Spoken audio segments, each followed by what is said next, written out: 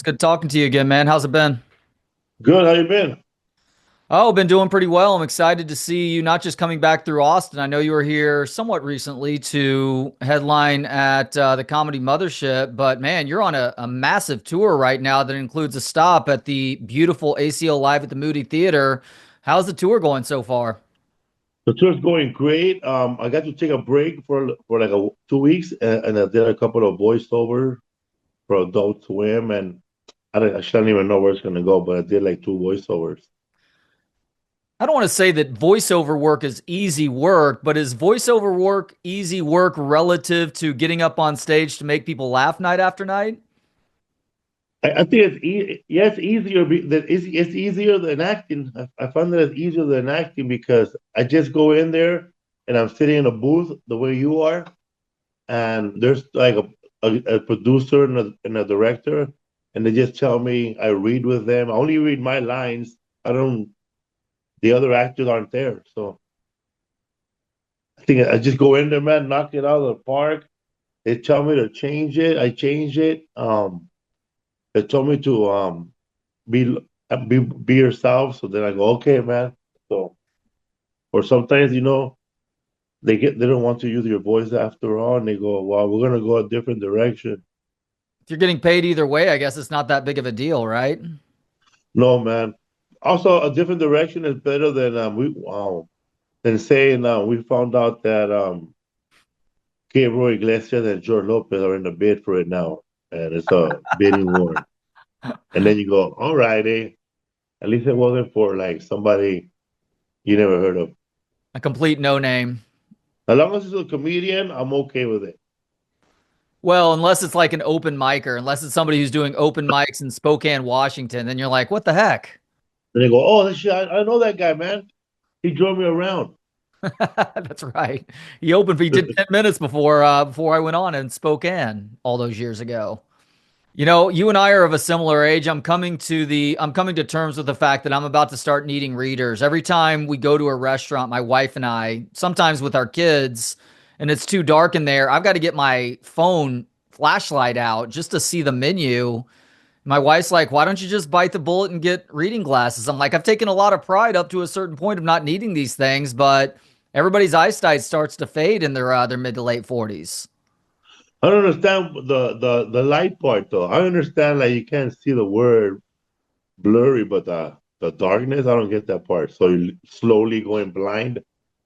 I think that's what it is. Like a lot of people, I know older people, members of my family who are afraid to drive at night because they just can't see the road anymore because of the darkness, but they're completely fine if it's bright outside. Wow. So get ready for that, I guess. Well, I wear my sunglasses at night, so I'll be good. Oh, you and Corey Hart, huh? Wear your sunglasses at night? Did you wear sunglasses when you were slinging hot dogs at Dodger Stadium all these years ago? I didn't know any better. I didn't know any cool people, I guess. I didn't wear no man. When I was selling souvenirs, I started out selling like souvenirs, going around going souvenirs, Dodger pennants, Dodger hot dog, Dodger Dodger dogs? hats, Dodger pennants. I saw hot dogs behind the stand, but I remember being out there selling souvenirs, and I never put on sunscreen. I never wore sunglasses, and I never wore comfortable shoes. You always wore the most uncomfortable shoes to have to walk around up and down the steps game Yeah, after man, I'm walking around with my Reebok. game. Those are comfortable, right? Yeah, they're white, and I remember all kinds of slipping on relish and getting coke dropped on them by somebody, beer dropped on them, cheese. Yeah, if they were white Reeboks, they were not white by the end of the season, right?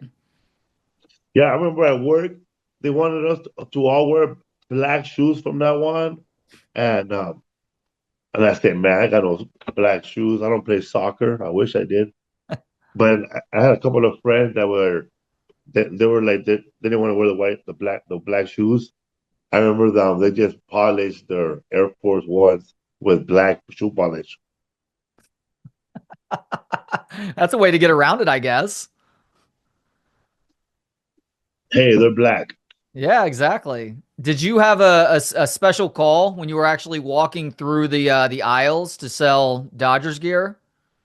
You know, I would just walk around going. I remember my section was like the hardest to sell souvenirs because it had the Mm, less kids in the stadium. It yeah. was a field level yellow, so I was in charge of all yellow. Me and these two guys, and man, we didn't sell anything. It was hard to sell. I mean, the most I ever sold was $520 worth of merch. But that time it was just me and another guy, and the other guy didn't show up. Souvenir guy didn't show up, so we took over the whole territory. But the guys that will work blue level, like where all the kids were, they will make the most money. I will Oh, go home with 30 you- bucks, So 40 bucks, you 50 were bucks. working lower level then, which was all adults. The upper level or the outfield seats is when the where the money was to be made, huh? Yes, man. And I was like 18 years old, but I had a very young face. I looked like a chubby Johnny Depp. And I got taken advantage a lot. You got like people were hustling you because you look so young. I remember people would tip me. People would they'll give me tip money. I remember this man, I guess he liked me, and he offered me a job selling cars at his car lot. Did you do that? No. He goes, "Hey son, I like you. You come sell cars for me." And he gave me his card. Huh. Would have been pretty lucrative for an 18-year-old if you could actually sell some cars. Yeah.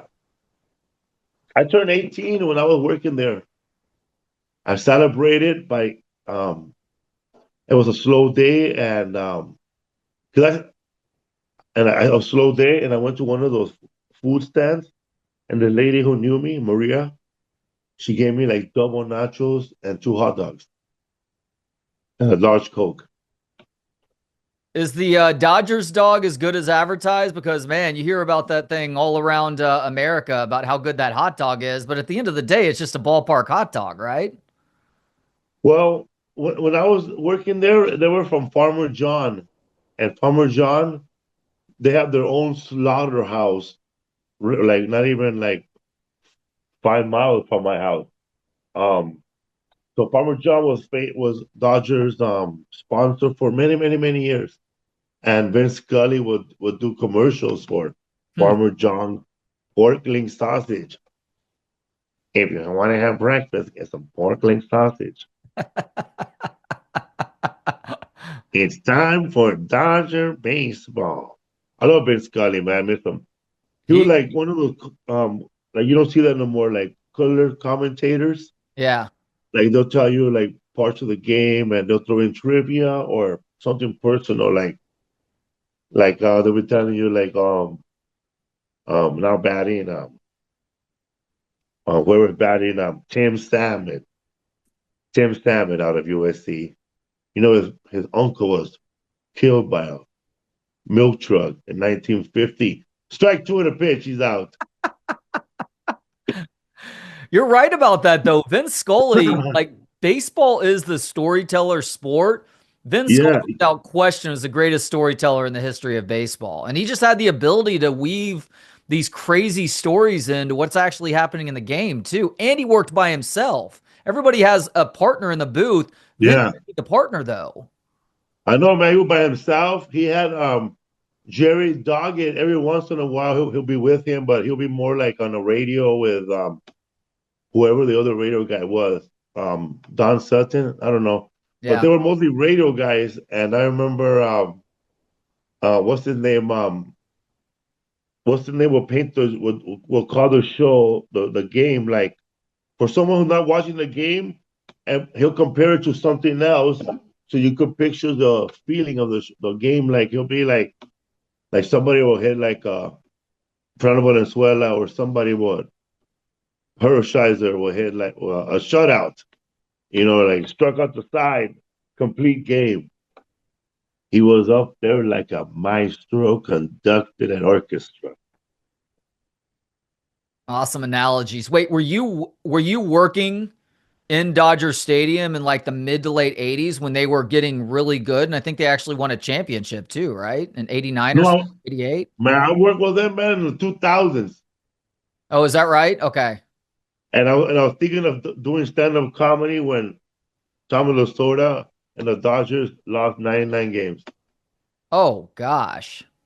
I remember they lost 99 games, and Tommy Lasorda was pushing Jenny Craig or That's Slim right. Fast or one of those things.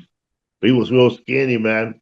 Yeah. And I remember I wrote a joke, and I was trying to style it to a comic, and I wrote it. I never really said it on stage, but I said that he goes Tommy Lasorda got on Slim Fast or Jenny Craig and lost 75 pounds, and the Dodgers lost 99 games. Bring back Chubby Tommy Lasorda, man, so we can start winning games. I want to see Tommy Lasagna. Yeah, he needed to go with the Steve Howe weight loss plan from the 1980s, right? You know, you say that when I first started doing stand-up comedy, a lot of the people from the that were on my show, they grew up like in the 80s, and then later on, my audience was people from the 90s, 2000s. So basically, my audience has always been 23 till older. And I remember doing a bit, bro. I was doing a bit, and I said, man, you ever been partying so much that the dealer tells you, listen, man, you gotta stop calling me, man. I'm about to go to sleep. And you're like arguing with him, man, what kind of dealer goes to sleep, bro? You should be open like 7-Eleven, 24 hours a day. And so listen, man, I gotta get up early, man. I gotta go coach my little league team. Oh, you try to get to heaven after poisoning me all night? You know, you're a junkie. You're funny and you're charismatic, you know. But I remember the bit goes so I remember the dealer said, I'm going to my friend's Dodger game. Man, I went to his Dodger game. I came out of the left field looking like Daryl Strawberry in the game, the Field of Dreams.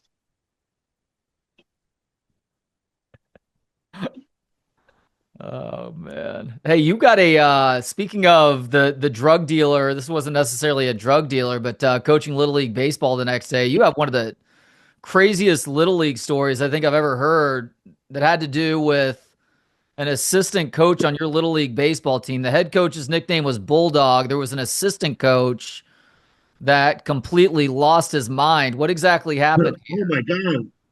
What was wrong with that guy? He was a head coach and he was always positive, very positive. Um, he didn't look like the other guys. He felt like he had a good head on his shoulders. I don't know how old he was. I was 14, 15, 14 years old probably. And out of the Southern, um, I was a sub, I wasn't that great. In Little League, you're either known from Pee Wee League all the way to junior, and then eventually you go play high school and realize that you don't have the mentality for sports that are really controlled with real rules, and you end up playing semi-pro in the parks. Then you retire and play in San Fernando in that park out there by the San Fernando Mission every Wednesdays at 11:30 a.m. So some of the kids that were in my little league were the best. I'll probably say they're probably the best in the world. Like these kids were throwing curveballs, knuckle sliders in Pee Wee League, bro, illegally. I guess you can't throw fast, you can't throw that kind of stuff, but they were getting away with it. So our team was set up with like Ruben was the best little leaguer of the Pee Wee leagues, the best pitcher. Another guy who ended up not playing sports, he ended up playing professionally flute in orchestra. Everybody said why, but that's another story. So I'm sitting there as a sub because all the players are really good, but I'm sitting there with another guy who's actually he sucks more than me.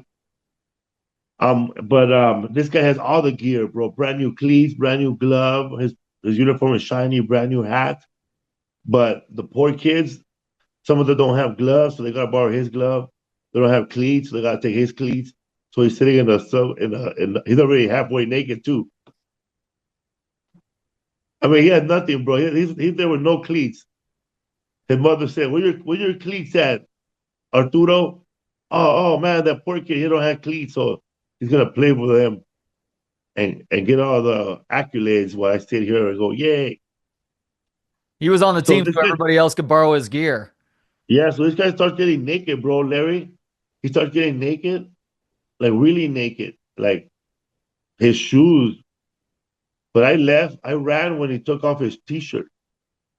This So is he took off his this is t-shirt. an assistant coach too, correct? Yeah, and we're in a dugout, man. And he starts taking off his t-shirt. And I thought that he was gonna borrow my t-shirt to go in and start playing too. So he just got butt naked, man, and that was the first time I saw a man's penis. What what was his deal? Was he on something? I think he was on PCP, Angel Dust. I mean, look, when an assistant coach shows up on PCP and gets naked, I think the game gets suspended at that point, right? I don't know what happened. They I guess they nobody called the cops. That's for sure. I don't remember the cops showing up. Nobody jumped them. That would have been cool too. Let everybody beat him. But no man, they just grabbed him by the throat. They smacked him a couple of times and they put him in a vat. They put his clothes on, and I don't know what happened to him. They took him away. If you do take all your clothes off around a bunch of kids, if you do take a beating, you've kind of earned that beating too, though, even though he didn't that day. But no, there was no like therapy afterwards, and there was no like, hey man, sorry about that. Hey, the game continues. I would have loved to have had Vince Scully calling that moment in your Little League game. It'll be more like now batting Felipe Esparza wind up in a pitch slider. Oh, rounding the bases now is the assistant coach, butt naked. The assistant coach, by the way, holds the record for the most strikeouts in a Pee Wee league here at this park. His mother had him when she was 14, but that's not the case right now. Explain that one. So it had to have been pretty cool after you worked at Dodger Stadium for all those years to come back there after you won Last Comic Standing to throw out a first pitch, man. What talk about a really cool full circle moment for you. I've talked with other comics who have thrown out first pitches who said that it's more nerve-wracking than any stage that you get on. Were you nervous and did you throw a strike? It's going to be a dandy. Yeah, it was it's time. It was nerve wracking because I was practicing at down the park next to Dodger Stadium at Elysian Park.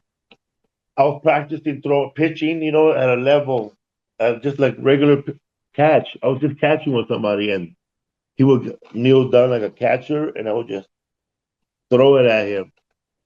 Also, growing up, all the mounds in Los Angeles, or especially in my neighborhood, Boyle Heights, are flat. We Hmm. don't have mounds that are on top of a hill. Like I don't know. I guess somebody twist their ankle or they needed to play. They need a field for soccer most of the year. Oh So yeah. Yeah, that's what it is because you don't just forget to put a pitcher's mound on a baseball diamond. yeah. So it was flat, but we did have the white part. It was a white part for the older kids, and then the front part for peewees. And so that's the only. I was never a pitcher. I was right field where you suck. You're there with the mosquitoes, bro. Yeah, I played right field also. I feel you there. And so we get to the Dodger Stadium. My wife, my mom, and they hand me the ball. I walk to the mound. Actually, I walk up to the mound, and I'm up there, and I thought I was gonna throw the ball with a little tarp, but they took the tarp out, and I was actually on the actual mound, man. And I just said, you know what? I'm not gonna get another chance. So I went like this, like it was like my last pitch of an illustrious 20-year career with 320 wins, 102 shutouts, 20 strike, 20 no hitters, 102 hit games, one perfect game, two two perfect World Series games. Anyways, and I looked around and I waved, man. And there were no people were still sitting down, you know. I guess people in Los Angeles show up hella late, man. Left field still empty, and then some people recognize me. Hey, yeah. I'm never gonna get another chance to be on the Diamond Vision again, I guess. And I've sat behind home plate, bro, and they blocked me from being on TV. And so I th- I said, you know, I'm not gonna get another chance to do this. So I went like this. I looked around. I looked up at the distance, you know, like Luis T. Hunt, Hideo Nomo, Oro Hershiser. Who else pitches like that? Fernando Valenzuela and I think Bert Hooton. I don't know who else, but they pitch and they look over there for a little while and they wind up like a tornado. But Yeah. you don't do that when you're throwing a knuckleball. By the way, that I didn't practice for. I didn't practice for that my big whine like Hideo Nomo and my long stride like Hirsch, like Kershaw, you know, like Kershaw. That knuckleball, man, exploded and landed right on the home plate. But you Oh, got it to home plate though. You didn't bounce it in front of the plate. yeah, man. It came in real high and then it dropped right on home plate. Like I think the guy would have, if it was a batter, he would have missed it. Well, he probably was assuming that it was going Black. to stay high and then it drops the bottom drops out from under it. So I'd say you threw a swinging strike there. Yeah, the blind batter would have totally missed it. Well, that's the thing. I'm glad that you practiced beforehand because a lot of people just try and go out there. They're like, I'll warm up beforehand. You've got to get the feeling of throwing for that distance, but also throwing from the mound too. Like I did one first pitch and I threw. It wasn't coming in fast. It's not like I threw it 70 miles per hour, but it got over the plate because I went out a couple days beforehand just to try and get a feel for it. And unlike you, and I get it, because I used to try and imitate my favorite hitters and pitchers when I played Little League Baseball, and that's probably part of the reason why I sucked. I was like, I am keeping this so simple. It's going to be like that quick, like from the stretch, where it's like a short step and then you just throw the ball. And I did, and thank goodness it went over the plate and into the catcher's mitt. Yeah, man. I hope I get a second chance to do it. Next time I'll do it right. Surely they'll give you a second chance. I know I've heard you say this in other interviews that when you go to Dodger Stadium, like you almost need security because you get recognized by so many people. So I think it's time for the Dodgers to give you another shot there. Give me one more shot, man. I'll throw it left-handed this time. You'll throw it exactly like Fernando Valenzuela this time, huh? You know, I've been thrown out of Dodger Stadium too as a fan. Why? The first time I was a teenager, I was like 12 years, 13 years old, and I went to Dodger Stadium on Dodger poster night. Um, with the Hollenbeck Youth Center here in Los Angeles. It took a bunch of kids from the inner city, and we all went in one of the county jail bus to let the whole world at Dodger Stadium know these kids came from the hood. That's messed up. Yeah, because our program, the Hollenbeck Youth Center, is actually called the LAPD Hollenbeck Youth Center because when the Hollenbeck Police Department opened up, they opened up a gym for the police officer. Most of the like, if you want to get into a good 5-on-5 with police officers, to this day, you show up there, man, around 8 a.m., 11 a.m. when they open up, and you can play basketball against them. You'll be playing with cops and most of the hood at that youth center. Hmm. And also, they have a boxing gym that was started by Al Stankovic, and he trained Oscar de la Hoya, but then Oscar de la Hoya quit and went to be trained by his brother after he had a fallout with him. Huh. But Al, he took Paul Gonzalez from my neighborhood, Boyle Heights, actually the same housing projects. He won a gold medal in 1984. Wow. And Al's son, he played baseball for Pepperdine, and then he played for the Yankees. Why did you Yankees. get kicked out of the game during poster night? Oh man, that guy, he took us to him and another guy named Kenny Earls. They took us to the Dodger game, like with like 20 kids, and then some other kids. And we met up with other kids from that we knew from the other part of the neighborhood. It was like two parks. We were from Hollenbeck Youth Center, and they were from Pecan Park, and so we knew each other, like, but they were not. So we knew each other. So we were bored by the game. We never like we were used to playing like a short game, right? Play a little league, but this is a long game, Yeah. and it was boring. No home runs, and so we started folding up our posters and making these giant airplanes like this. Everybody, man, everybody in our section, and I don't know who said to do this, but it went viral. All the kids, and you can see when they're singing "Take Me Out to the Ball Game." There's a little girl next to her dad, and you can see on the bottom she's folding a plane. And then right before the Rockets play, whatever that part was, we all threw our airplanes, man, at the same time, and it felt like Normandy, bro, Armageddon. Dun, dun, dun, dun, dun, dun, dun, dun, dun, dun, dun, dun, dun. So they and it was just not us. It was a lot of kids. I think every kid that came from a YMCA or that came from anywhere, like either even the kids who came from good neighborhoods, they were all there. Fresno Park, Cabrillo Park, San Pedro Park, every all those kids.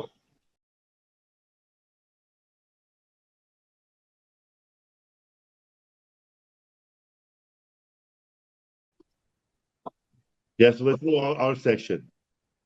Oh, they just threw your section out, even though there were a lot of different sections that were participating. Yeah, we threw out because we were like closer to like I guess the aisles to be easier to kick out. Like we'd have to walk over anybody, Yeah. so they kicked us out, and then when we were walking out, man, you should have seen, man, it was cool, bro, to see all those planes fall. I We were bet. sitting in pavilion. We were sitting in the blue section. I guess I forgot the name of it. And they were all going down. I was there at a Dodger game working when everybody in the stadium threw their baseball at the umpire from every parts of the stadium, and they kicked everybody out. They Whoa. forfeit. They stopped the game right there, and the Cardinals won. Oh, It they was completely ended the game right there, and the Cardinals won by forfeit. they won by forfeit. Did anybody hit the umpire? Some people were getting hit because some people were actually throwing them to try to hit the Cardinal outfielders, but everybody else was just tossing them. And then after that, bro, they give you a certificate, and you got to go to a Target to pick up your bat or you pick up your ball. I mean, I guess that's the next logical step. You've kind of lost the right to get the bat or the ball at the game when you've caused the Dodgers to have to forfeit a game because you throw everything out on the field. What about the second time you got kicked out of Dodger Stadium? What happened? It was during Dodger night. It was during baseball bat night. Not just kidding. But the Dodgers used to give away that little bat, bro, Oh that little yeah. mallet. They used Yeah. to give those away, man, and people would get into fights at the end of the game. Yeah, those things are like the little billy clubs that cops carry around. Yeah, they were solid wood. Shout out to Louisville, Louisville. Um, my friend and I, we were trying to get the cameraman to look at us. So we brought wrestling masks and we put them on and we took our t-shirts off and we started fighting like an actual wrestling match.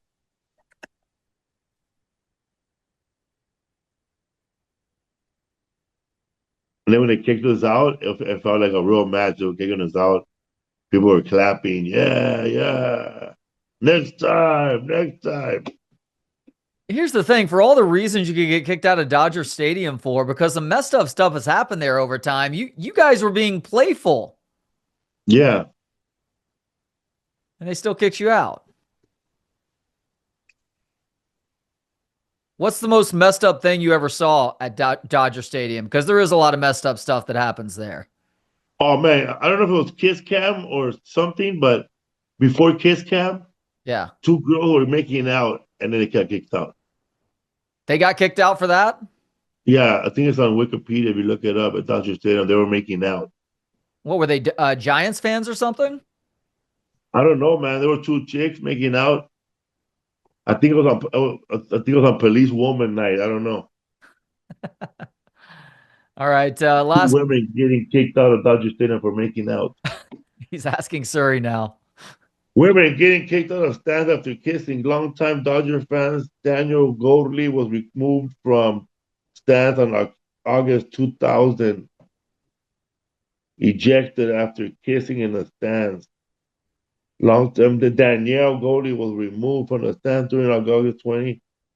Yeah, bro. All right. Last thing now, Felipe. You are a hilarious stand-up comedian, a great storyteller. You're going to be back in Austin this Saturday at ACL Live at the Moody Theater.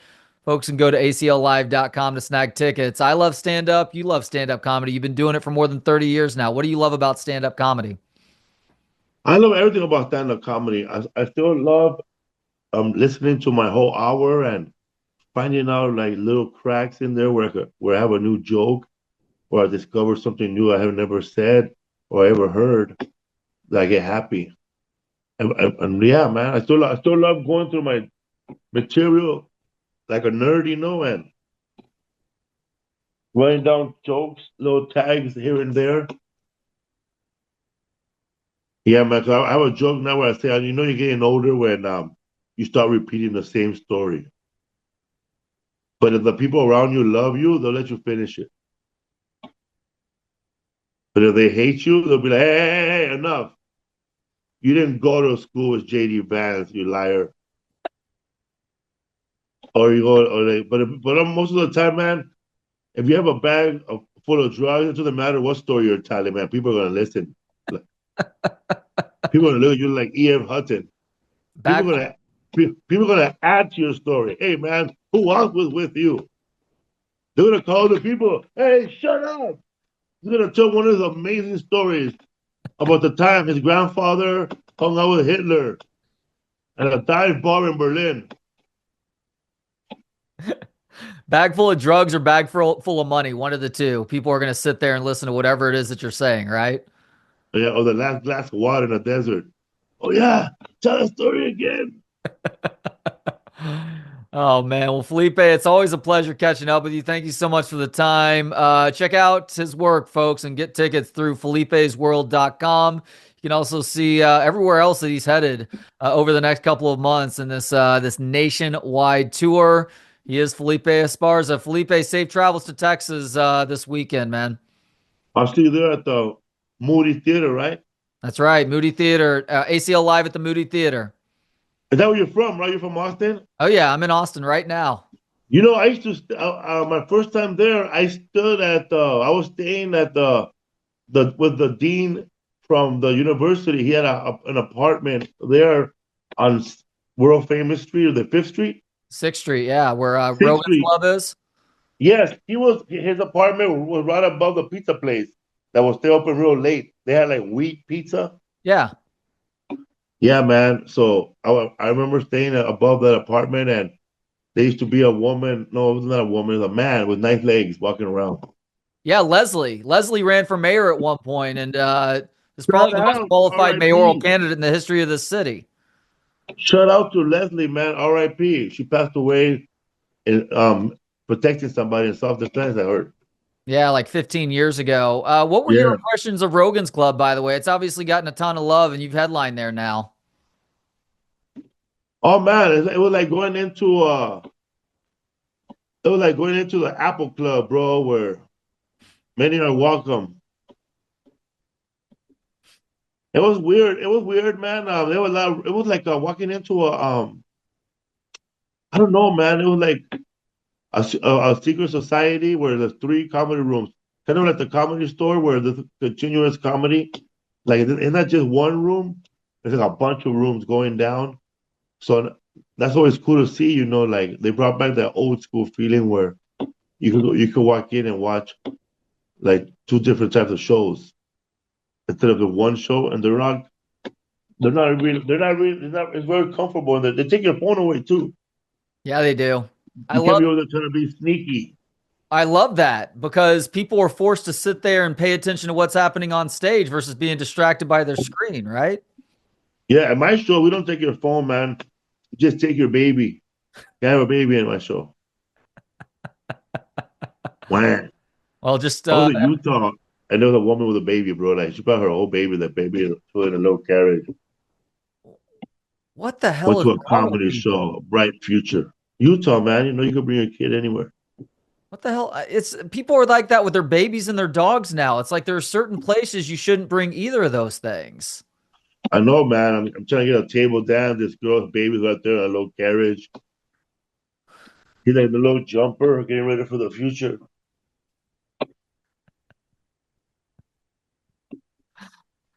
Oh gosh, Felipe, it's a real pleasure, man. Thank you so much. Looking forward to it this Thank you, weekend. bro. See you Cool. in Austin.